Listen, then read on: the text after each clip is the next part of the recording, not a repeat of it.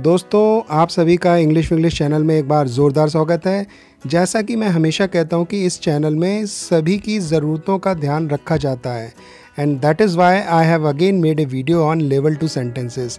The level of such sentences is comparatively better and the expressions are far superior. मैं अपने बाकी viewer से भी रिक्वेस्ट करूँगा कि वे भी वीडियो को ज़रूर देखें, क्योंकि उनको भी सीखने को कुछ ना कुछ अवश्य मिलेगा, चाहे वह कोई नया शब्द हो या ग्रामर का rule.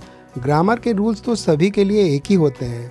I would request all of you to learn these sentences and use them whenever an opportunity comes your way.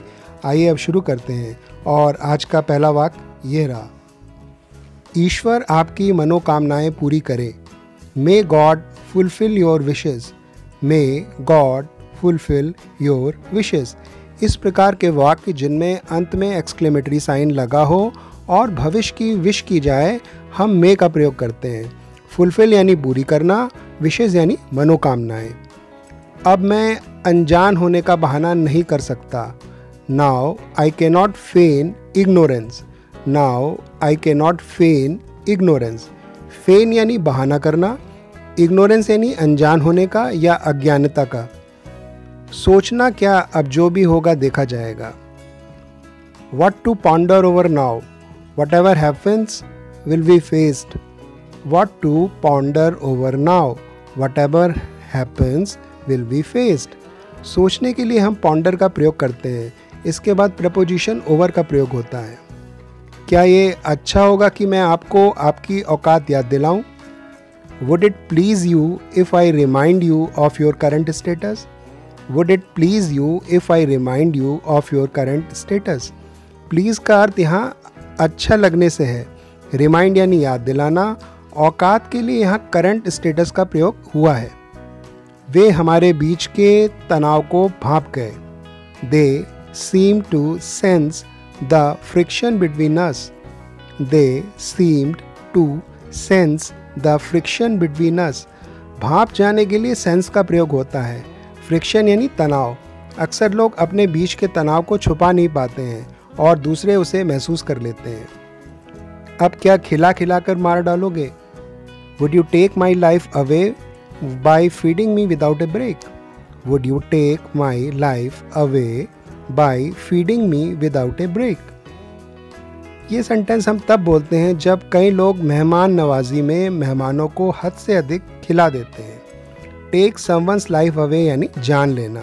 Without A break यानी लगातार। कौन ये सब बर्दाश्त कर सकता था? Who could have tolerated all this? Who could have tolerated all this? कर सकता था के लिए हम could have और वर्ब की थर्ड फॉर्म का प्रयोग करते हैं। टॉलरेट यानी बर्दाश्त करना और इसकी थर्ड फॉर्म ऑफ वर्ब होगी टॉलरेटेड। मैं कल भी अकेला था और आज भी अकेला हूँ। I was alone yesterday and I am alone even today. I was alone yesterday and I am alone even today. कोई और नहीं मिला था क्या सुबह से? Didn't you find anyone else since morning? Didn't you find anyone else since morning? अक्सर हम ये तंज दूसरों पर कसते हैं जो दूसरों को परेशान करने का मौका ढूंढते हैं। ये सिंपल पास्ट का इंटरोगेटिव टेंस है। मुझे देखना है तुम्हारे लिए क्या किया जा सकता है। I have to see what could be done for you. I have to see what could be done for you.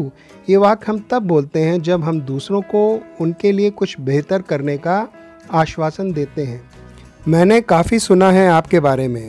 I have heard a lot about you. I have heard a lot about you. अक्सर हम दूसरों की अच्छाई या फिर चुटकी लेने के लिए ऐसा बोलते हैं। हैव के बाद वर्ब की थर्ड फॉर्म का प्रयोग होता है। यहाँ पर वर्ब हियर है और इसकी third form of verb heard होगी। दोस्तों, आशा है कि आपको ये वाक्य अवश्य पसंद आए होंगे। Use this sentences as much as possible to enrich your spoken as well as written English. Please also visit the channel's playlist to view more of such stuff. Links of relevant videos have also been given in the description of this video. Till we meet again, keep smiling but don't forget to revise whatever you have learned so far. अभी के लिए आप सबको नमस्कार।